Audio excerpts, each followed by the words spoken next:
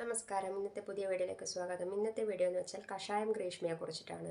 അത്ര പെട്ടെന്ന് ആരും കഷായം ഗ്രീഷ്മയെ മറന്നു കാണില്ല. ഷാരോൺ എന്ന ചെറുപ്പക്കാരന് കഷായത്തിൽ വിഷം കലർത്തിയിട്ട് കൊലപ്പെടുത്തിയ ഗ്രീഷ്മയാണ്. അപ്പോൾ ഇന്ന് കോടതിയുടെ വിധി വന്നിട്ടുണ്ട്.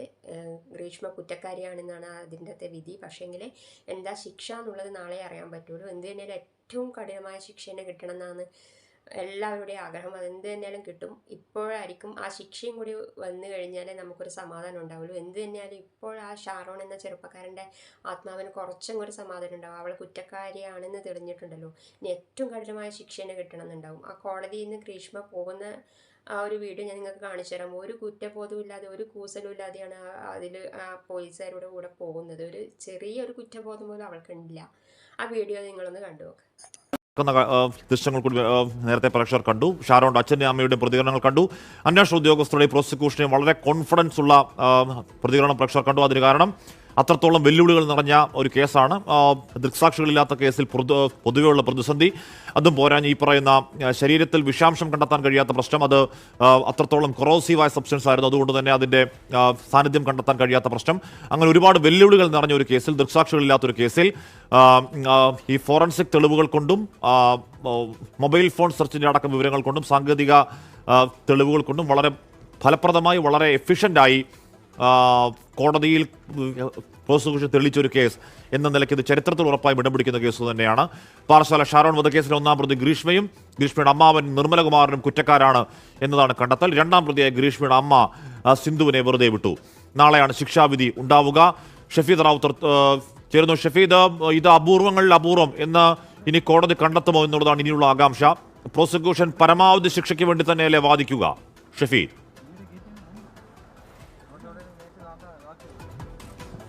ഹഷ്മി, ഉറപ്പായിട്ടും അതായത് ഈ കേസ് അപൂർവങ്ങളിൽ അപൂർവമായ കേസാണെന്ന് വാദിക്കുമോ എന്ന് ചോദിച്ചപ്പോൾ പ്രോസിക്യൂഷൻ പറഞ്ഞത് അത് നാളെയാകട്ടെ എന്നുള്ളതാണ്. സ്പെഷ്യൽ പബ്ലിക് പ്രോസിക്യൂട്ടർ പറഞ്ഞത് അതിന് അങ്ങനെ ഒരു സ്വഭാവമുണ്ട് എന്നുള്ള കാര്യത്തിൽ ആർക്കും തർക്കമില്ല. പോലീസിനെ സംബന്ധിച്ച് പോലീസ് വലിയ പ്രാധാന്യത്തിൽ വലിയ ജാഗ്രതയോടെ അന്വേഷിച്ചൊരു കേസാണ്. ഹഷ്മി, നമുക്ക് ആവർത്തിച്ച് പറയാൻ കഴിയുന്ന ഒരു കാര്യം, ഈ കേസിൽ ഒരു ഡയറക്റ്റ് വിറ്റ്നസ് ഇല്ല എന്നുള്ളതാണ്. ദൃക്സാക്ഷിയില്ല. അതായത് ആ ദിവസം ഒക്ടോബർ 14 രാവിലെ 10 മണിക്കും 11 മണിക്കും ഇടയിൽ ഗ്രീഷ്മയുടെ വീട്ടിലെത്തിയ ഷാരോണിന് കഷായം ഗ്രീഷ്മ നൽകുന്നു എന്ന് കണ്ട ഡയറക്റ്റ് സാക്ഷിമൊഴികൾ, ദൃക്സാക്ഷിമൊഴികൾ ഇല്ല. ഗ്രീഷ്മ ചെയ്ത ഏറ്റവും വലിയൊരു കുറ്റകൃത്യമാണ്. കാരണം ഒരു മനസാക്ഷി എന്ന് പറയുന്ന സംഭവം ഇല്ലല്ലോ. ഒരു ചെറുപ്പക്കാരനെ പ്രണയിച്ചിട്ട് ഒരു നല്ലൊരു ബന്ധം കിട്ടുമ്പോൾ അവനെ ഒഴിവാക്കാൻ വേണ്ടിയിട്ട് കഷായത്തിലൊക്കെ വിഷം ചേർത്ത് കൊല്ലുന്ന അവൾക്കൊക്കെ കിട്ടാവുന്നതിൽ വെച്ച് ഏറ്റവും വലിയ ശിക്ഷ കിട്ടണം എന്നാണ് പറയാനുള്ളത്. തൂക്കുകയറ് കിട്ടണം എന്നൊക്കെ പറയുന്ന കുറേ ആൾക്കാരുണ്ട്. പക്ഷേങ്കിൽ എന്താ കിട്ടുമെന്ന് പറയാൻ പറ്റില്ല. എന്നാലും കിട്ടാവുന്നതിൽ വെച്ച് ഏറ്റവും വലിയ ശിക്ഷ കിട്ടണം എന്നാണ് പറയാനുള്ളത്.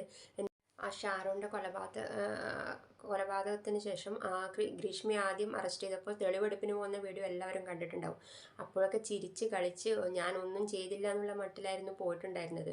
ഞാൻ അവിടെ നിന്നാണ് ഐസ്ക്രീം കഴിച്ചത്, ഞങ്ങൾ അവിടെയാണ് കറങ്ങിയതെന്നൊക്കെ പറഞ്ഞ് പോലീസുകാരോടൊക്കെ ചിരിച്ച് കളിച്ച് നടന്ന ഒരു ഗ്രീഷ്മയുണ്ടായിരുന്നു.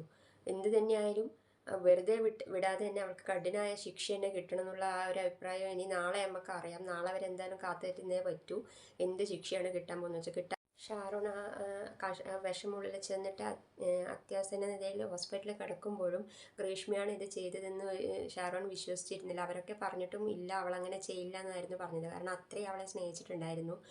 അപ്പോൾ ആ സ്നേഹത്തിനൊന്നും ഒരു വില വെക്കാതെയാണ് മറ്റൊരു ബന്ധം വന്നപ്പോൾ ഒഴിവാക്കാൻ വേണ്ടിയിട്ട് കഷായത്തിൽ വിഷം ചേർത്തിട്ട് കൊലപ്പെടുത്തിയത്. അപ്പോൾ എന്ത് തന്നെയാലും ഷാരോണിൻ്റെ ആത്മാവിന് ഇപ്പോൾ കുറച്ച് ഒരു ശാന്തി കിട്ടിയിട്ടുണ്ടാവും. കാരണം അതിനോട് ചെയ്ത ക്രൂരതയ്ക്ക് എന്ത് തന്നെയായാലും നാളത്തെ വിധിയാണ്.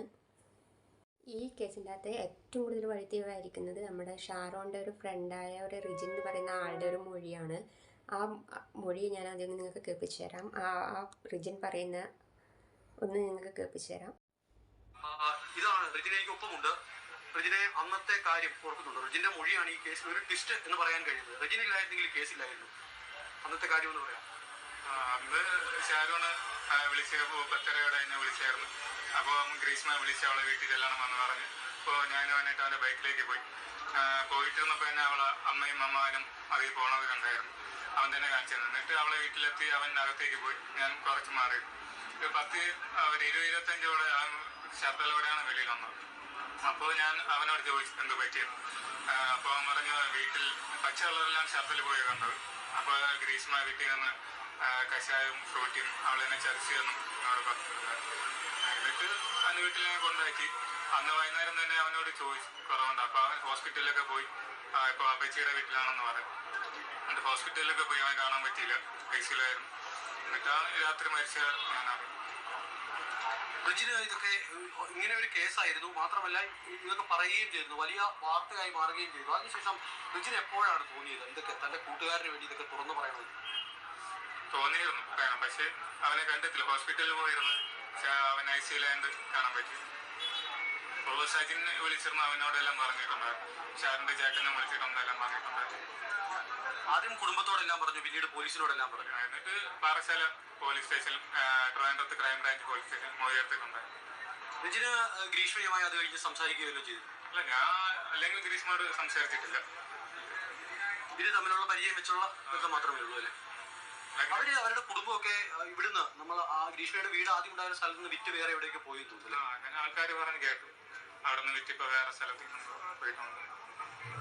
നിങ്ങളാ പോയ വീടിന്റെ പോയത്. റിജിൻ പുറത്തേക്ക് ക്ഷമിക്കണം, ഷാരോൺ പുറത്തേക്ക് ഇറങ്ങി വന്ന സമയത്ത് തന്നെ വീട്ടിൽ നിന്ന് ഇറങ്ങിയപ്പോൾ തന്നെ ഛർദ്ദിച്ചു അല്ലേ? അത് വെളിയിൽ ഞാൻ കണ്ടപ്പോ കോമ്പൗണ്ടിന്റെ വെളിയിൽ നമുക്ക് ഷർട്ടിലൂടെ വെളിയിലാണ്. റിജിൻ അപ്പോൾ ഇത്ര പറയാനുള്ളിൽ നമുക്ക് നാളെ വിധി വരുന്നതോടെ കാത്തിരിക്കാം.